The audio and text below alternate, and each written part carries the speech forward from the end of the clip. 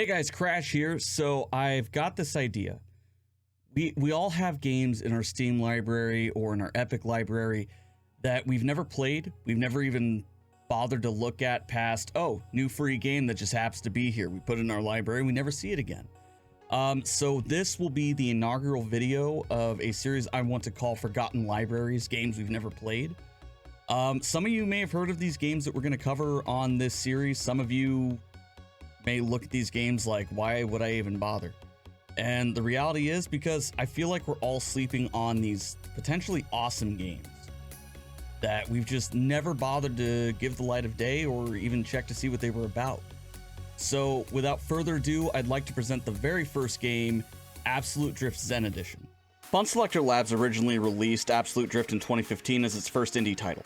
Additionally, Fun Selector Labs to this day only has 2 titles available. That's Absolute Drift, along with the Zen Edition, and a game that came out within 2020 called Art of Rally. Today we're just going to be covering Absolute Drift, but keep in mind that this is an independent developer. They don't have a huge library. It's interesting to note that they were founded in 2014, and since 2014 have only released these 2 games. Like any game, of course, the first thing you're going to see is the main menu. This is obviously going to be your first impression. First off, we'll take a look at the events. These events were already here when I started recording this because I had played a little bit beforehand. You've got your different tutorial spots that I spent way too much time on. You have your drift tracks, and of course you have your garage. With that, let's get started. Let's go to free roam. We're going to kick things off with this little intro screen here. Hello, my child. You are here to become a drifting master, drifting the art of slideways. This is going way too fast for me to read out loud, but that's okay. We have all day to do this. But this was the intro here, and it just kind of goes like this here for a second. So when he finally pops back down, we get the controls that pop up on the screen. On the left side is a controller, on the right side is a keyboard. I use a controller for this, so triggers to accelerate and brake, and then left stick for steering, B for the handbrake, easy day. So then it says gently turn to counter steer. I tried to do that, and that was the result. And then I just kept spinning and spinning and more spinning until I finally figured out how to go straight. It says choose the difficulty. Given the fact that I came out of the gate pretty strong there, I went ahead and just went with the easy mode and crashed to a wall. So already off to a great start, but hey, screw it, right? Let's go check out the tutorial. Let's go do the first drift tutorial. So when you launch any event in this game, the menu's pretty basic. It shows you the scores you can make. You can set a ghost, which is kind of neat, unless you're on Epic, then it doesn't let you. But eventually you get to play with those goals in mind. It'll display it somewhere on the track. 3, 2, 1, here we go. And I start off okay. And then I'm like, okay, I'm drifting. And then riding the wall. So already this game's got kind of a learning curve to it. Didn't really get a chance to really learn anything. I managed to get everything but the multiplier on my first try, so I did it again. And next time went a little bit better. I went ahead and just went in a giant circle. And the cool thing about this game is that if you understeer or oversteer just a little bit, it'll punish you. It'll punish you. You will sit there, you'll lose a multiplier out of nowhere like I just did. You'll crash into walls out of nowhere. And you'll finish with a high score, but you didn't quite do everything. So you do it again. You do it again and kind of hope for the best. And we just keep going in this gigantic circle, loop after loop after loop, until finally I got it. And we were finally done with the first tutorial. So what do you do next? Obviously, you jump right into the second tutorial. This time was all just smashing blocks. Nothing really special here. You drive forward, you smash some blocks, you miss the first set of blocks if you're an idiot like me. All in all, nothing too special.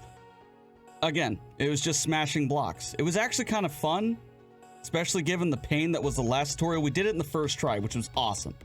Next came the clipping tutorial. I don't know what to say about this one other than this one was probably the bane of my existence for about an hour. I mean, I was spinning around, I was trying to hit the little clipping points. Wasn't really going too well for me, to be honest. I kept smacking into walls, I kept smacking into the clipping point, which apparently you're supposed to do while drifting. You know, you don't have to, but it helps, like right there. So kept going at this for a while, was actually getting really frustrated, damn near rage quit.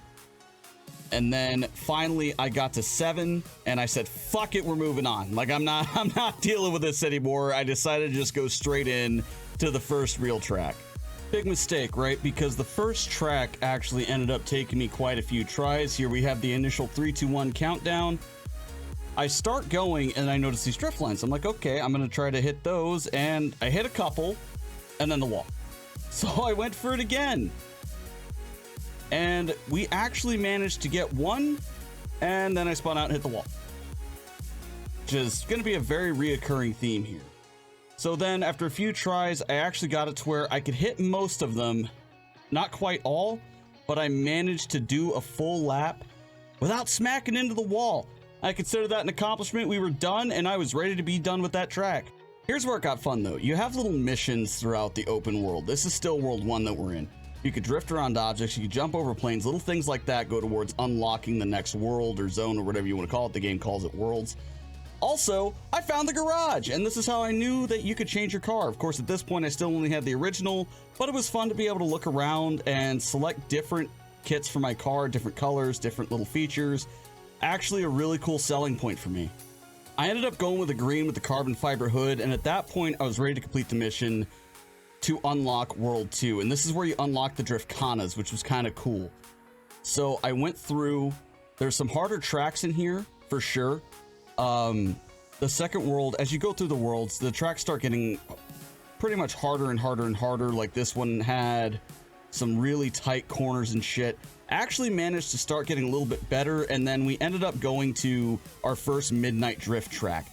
This is probably my favorite part of this whole game just because it looks so cool. It's dead at night, you got your headlights on, you're trying to drift around the super dark track, and I'm not gonna lie, this took me a few takes to get it to where I wanted it to be because it was just that much fun, and I didn't want my favorite part of the game to just be me screwing up over and over again. But this mode, super fun, 10 out of 10 recommend for this alone. This was awesome. Of course, I couldn't spend the rest of the game doing this mode, so I went back to the garage afterwards. Made my car this not Supra. Of course, kept it green. And then I found some stripes for the doors. I decided to go with those. We entered World 2. Cool thing about World 2, I can now do donuts.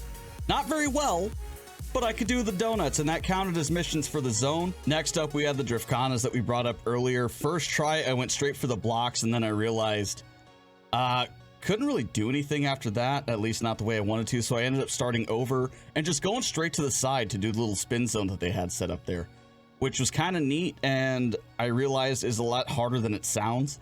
You go around the circles, that's where you do the donuts on the course, and when you finish those are worth about 15,000 a piece. Next, we had another drift track in World 2, and pretty much same as before, little more difficult, slightly sharper turns, and we pretty much just went for it. At this point, I started noticing I was getting slightly better, but not quite good enough. Here's me doing yet another donut at the tail end of World 2, just trying to complete the missions to get ready for World 3. That didn't quite go as well as I had hoped, especially with the jumps where I kind of started doing some 360s up in the air and then managed to just roll the car afterwards. Not quite how I wanted that to go, but it was all right, and we entered World 3 anyway. So I decided to try the first drift track in World 3, and this is where things got a little screwy for me. So we started the countdown. I'm looking at these square corners like, you know, they're just like the regular drift tracks. It's, you know, just square instead of round, except I didn't realize how easy it was to clip the wall. Like, right as I thought I was getting good at this game, I was instantly proven wrong by this track. Just for some reason, the square corners proved to be such a challenge for me. I wasn't able to turn without spinning out. It was like I had started the game all over again without having made any real progress in terms of skill or anything. Like with each world, the tracks get harder to the point where as soon as you think you figured out how to play the game, you are instantly proven wrong and you constantly have to improve. On the upside, the jumps in World 3 were actually pretty sick. Of course, I couldn't land them to save my life, but that's okay. That jump right there is what unlocked World 4 for us. Now, hindsight's always 20/20, and obviously, I was not ready to get to World 4. I could barely do the track going up to World 4, but to be honest, that didn't really take away from the fun of it. That constant improving challenge really made the game so much more fun than what I initially thought it was going to be. But we ended up getting through it. I decided new world, new car, why not? So we went with the missile. I went through the colors, decided to keep it green, and we went with the bash bars because I thought maybe that'll help me. It did not. It did not at all. They took the walls away, and I just constantly fell in the ocean. But we did get this cool drift bridge, which was neat. This is also the point in the game where I discovered that you could actually do the spins by just throwing your car in reverse and steering, and I kind of went through this thinking, where was this knowledge when I was trying to do spin zones in the other zones that I really had a hard time doing? But that was a cool little revelation. Also, I did this on the roof of a building, which is kind of neat. I started getting slightly better at donuts, or so I thought. Then I scraped the wall. But at least I could make a circle at this point, so maybe, just maybe, I was improving just enough to actually get through some of the tracks here in World 4. I was wrong. I was dead wrong. Now. I decided to pretty much call it there and end the recording with another track from probably my favorite feature in the game, which is the Midnight Drifts. Honestly, despite the fact that I am absolutely terrible at this game, I gotta give it a 4 out of 5 for me. The gameplay was excellent. There's no story, so to speak, but I don't think you really need one for a game like this. And honestly, it's just kind of fun to move and drift around. Even if you're not quite good at it, you'll get there. That's the thing. This game is entirely skill-based. You eventually get better. So I'll say 4 out of 5. It's not a AAA title. It's not going to have the quality of a AAA title, and I think we need to understand that. But for an indie game, amazing. Thank you guys for hanging out with me and checking out the first video in the Forgotten Libraries series. I am going to keep doing these. I had a lot of fun with this one. If you liked the video, please like, comment, subscribe. If you didn't like the video, tell me why in the comments. Help me improve down the line. I'm Crash Landicoot. Catch y'all next time. See you then.